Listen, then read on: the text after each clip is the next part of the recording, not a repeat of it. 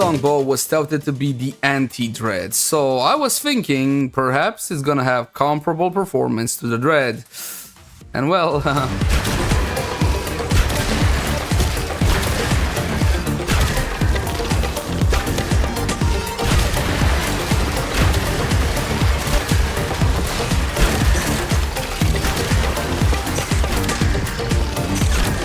hey guys, welcome back. As always, my name is Leyzar, and today we're going to be diving deeper into the Evensong Bow. As per usual, we're going to be highlighting a build, pointing out some key information, have a little bit of gameplay, and round it up with my conclusions. Keep in mind though that my builds and guides usually take a more new player friendly tone, so in case you're a vet and you already know most of this stuff, please bear with me. And with that out of the way, let's jump into the Evensong Bow. Let's begin by checking out how the weapon handles without any mods equipped, and for that, just a couple of our regular free shots. The Evensong Bow can be fired in two ways. You either got a quick shot, or you got a fully charged shot. The shot can be held in until you're good and ready, and then you can release. Upon contact, the charged shot will be generating an explosion in a 4-meter radius with a 90% damage drop-off. Now, up until this point, this sounds like a very rudimentary projectile attack bow. However, the Evensong, it has a couple of tricks up its sleeve. Starting with a debuff that it can do on any enemy that it touches with any of its damage. That includes that explosion. As you can see, these targets have 7 puncture procs, and those 7 puncture procs will reduce their damage by 100%. That's right, they're not doing any damage anymore, and that's absolutely huge. Now keep in mind, you can apply this debuff simply by doing the area of effect, or you can simply do a regular attack. If you manage to kill a target with the weapon, you're going to be getting the following buff. Take a look at the upper right portion of the screen. It's called Evensong Devotion. Now this one will grant 35% multi-shot to the entire party, which is huge. You can even double this if you manage to get yourself the Cantare, that's the secondary throwing weapon, and the Harmony melee, and proc all of their specific buffs. The Cantare secondary weapon buff is called Cantare Corale, and this one is going to be granting you 20% reload speed. As for the melee weapon, the Harmony, gotta do a heavy attack on this one, and the buff is called Harmonic Resonance, and this one gives you 30% status duration. Now, if I'm to activate the last one from the Evensong Bow, you're gonna get to hear an audio cue. Jade's Ensemble. This will last for 60 seconds. During this time, you cannot proc any of the other buffs, but you will be getting double of all of the buffs. So right now, or at least as long as this is up, you're gonna get yourself 40% reload speed, 60% status duration, and 70% multi-shot for the entire party. The problem with this buff is the fact that it cannot be refreshed while you're actually having it. You need for it to run out, and then you gotta proc all the free buffs. From the moment you proc the first buff, you got 30 seconds to proc the other two. It's pretty simple, and in normal gameplay, you should be able to keep all of these up all the time. You don't necessarily need to play with Jade if you don't want to. You just need to have all of the weapons. Getting back to Evensong straight, damage dealt by Evensong's arrows apply 7 stacks of puncture status, which reduce the target's damage output by 100% and increases their critical chance of damage taken by 45%. Now normally puncture fully stacked out was gonna get you 25%. In the case of Evensong, it goes to 35%. Something you need to understand. The buffs you are getting from Evensong, and in general all the angelic weapons, are not on top of the existing one. So you're not going to get 25 from the regular puncture and another 35 from this one. It's just a bit more than the regular one. So it basically takes the place of the regular one. You get how that one works. Because initially we were hoping that, hold on, 70% from double Evensong with all free plus 25% from the regular puncture proc, we're in business. But no, that was a little bit too optimistic on our side. As for the stats of the weapon, well, my friends, they're not anything to write home about. Charges 1.2, magazine of 1, of course, reload on 0.6. That represents the time it takes the Warframe to pull another arrow from the quiver. Accuracy very high. Yeah.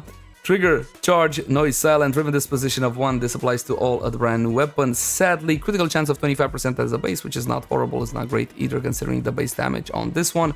2.2x critical multiplier, and the status chance is going to be at 38%.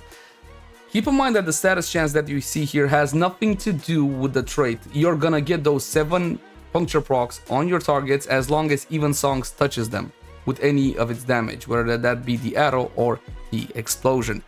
The damage of the bow itself is puncture and a whole lot of slash, so yes, you will get some slash out of this one, even if you choose to not use hunter munitions. Since I'm on slash, I need to make a bit of a break here. Here's the deal.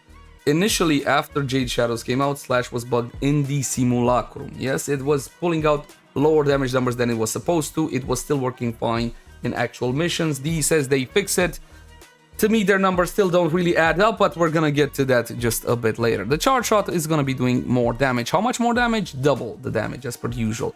Double if you take into account the radial attack that only happens if you do the charge shot. Now here's the deal.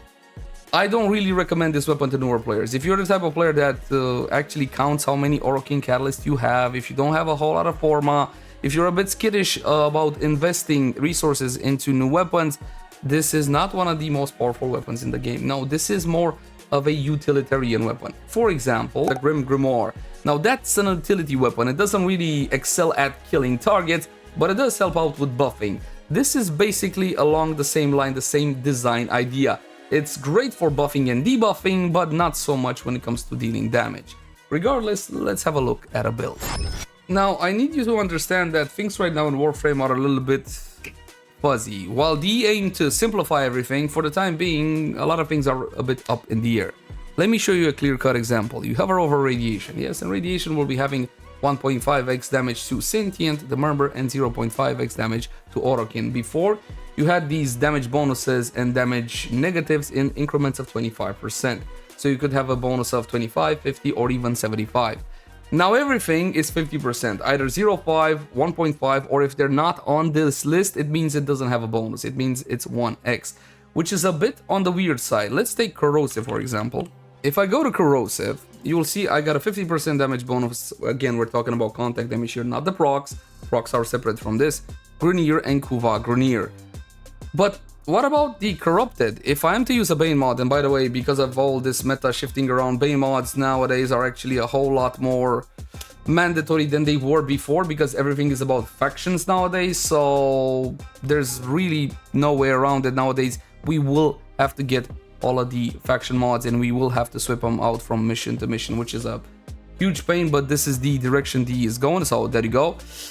I got Prime Bane of the Corrupted, but the Corrupted don't exist as a faction anymore, especially if you take a look at the patch notes. The Corrupted now are actually the Orokin, and the Orokin don't really show up on this list as having a damage benefit or damage resistance with Corrosive, so that's a bit weird. Corrosive does have a bonus towards Grenier, but not the Corrupted anymore. Perhaps in the weeks to come we will get some of these questions ironed out, because technically there is no more Corrupted, so Prime Bane of the Corrupted should become Prime Bane of the Orokin. So we're gonna build Radiation, which has a 50% damage versus the Murmur and the Sentience, and we're gonna go to town and see how this one handles. Normally against these guys, what I would say, hey, build Corrosive and also build Radiation. But that was when Corrosive had a 75% bonus damage to Ferrite Armor. Ferrite Armor was on the Necromex of the Murmur faction, but that's kind of gone now, so there you go. Another option for Radiation is going to be something like Radiate that reloads 60% radiation and 40% reload speed, but the bulk of your damage is going to be coming from Radiation, so we went for the 290 mods. Rifle Elementalist is here as well. This is one of the new mods. I honestly put it on because I know you guys want to see it. It's 90% status damage, Hunter Munitions. Yes, it's still here. It's still good, but the numbers it pulls don't really line up to what they're supposed to. Again, might be but that on the buggy side. I know what's not here. Hold on, you don't have a faction modifier. Now for the Murmur, just for the time being, you don't have Prime Bane of the something. However, if you want to swap it in instead of Rifle Elementalist, technically because of all the double dipping, it should be better. But let's show off the mod and then we're gonna switch it around. We're going to be spawning in those fantastic Murmur Battle Group, 205, Steel Path modifiers on. Now, you will notice the following. And then I fire. Let's make one thing clear. Without fire rate, you're not playing this bow, but the build is already very cramped.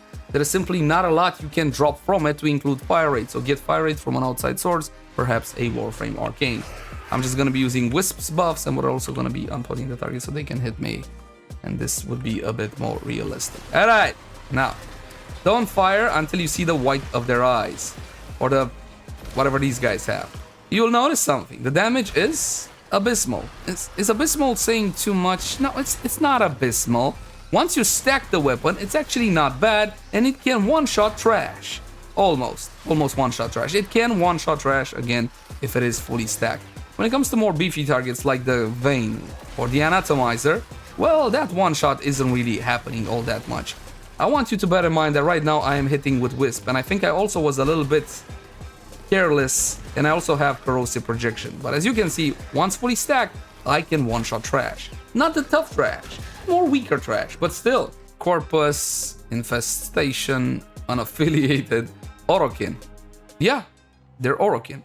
The Corrupted are now Orokin, with Prime Bane as the Corrupted. And a boy, DE. Now this is just one small knick-knack here and there. The patch is full of them. Again, considering all the changes they made, there will be a while until everything settles down and things become clear. While I may not have Bane of the Murmur, I do have Roar right now. Here you go, boys. Here's the damage out by Miss. Was about to say Citrine Wisp. This is the kind of performance you can expect out of the weapon. And did you notice something? Hold on there, Laser. It looks a little bit better than the Simulacrum. Are those the same numbers? Mostly the same, but I'm using Roar now, and I wasn't using Roar then. Here's the deal, my friends. If you're a veteran and you have all the necessary resources to invest into this one, you will be able to kill base level Steel Path. Is it something fun or something you should do? I can't really attest to fun being subjective and all. But goddamn, is it ever weak? Because it's supposed to be weak. This is a debuff weapon. It buffs your allies and it debuffs your enemies. If you're gonna go full ham support, then a weapon such as this might definitely be the way to go. At the end of the day, it does remove all of the damage that the enemies do, as long as those enemies are not immune to status chance or status effects, better said. Of course, I'm talking about targets which have Overguard. In their case, well, it's gonna get a little bit more kooky. Flash, flash, Acolyte is coming to town. You're still not dead? There you go. Come here. Hey, Timmy. Come here. Timmy? Where'd you go, Timmy? Timmy's scarred for life because they called him Timmy. Not his fault. Is he here? Is that you, Timmy? That's not you. He's here. Oh, here, we got him. All right, that was one shot. Come here so the people can see what I can do to you with my... That's another shot. That's another shot. Did I hit him? Okay, I think I got him. Timmy! Hi. See? That was not totally horrible. Now, my friends, it's time to draw some conclusions regarding the Evensong Bow. It depends on who you are. If you're the kind of player that can enjoy a weapon only if it's the most powerful, this is not the weapon for you. However, if you're the kind of player that likes gimmicky, buffy weapons, if you're the kind of player that likes the Grimoire because it can give you buff, yes, buff big, but can't really do that much damage, then you're gonna be enjoying this one. As my personal 2 cents on it, I don't like weapons which are utilitarian. I prefer my weapons for the big bada boom damage because, you know, they're weapons. However, you might feel differently. And that's pretty much gonna do it. As always, my name has been Leyzar. Thank you guys so much for watching. Like, favorite, share, and subscribe only if you enjoy the content. If you got any feedback for me, let me know in the comment section down below. And if you love the content and you want to help me keep making it, consider supporting us via Patreon. There's gonna be a link in the upper right portion of the screen right about now. I'll catch you guys in the next one.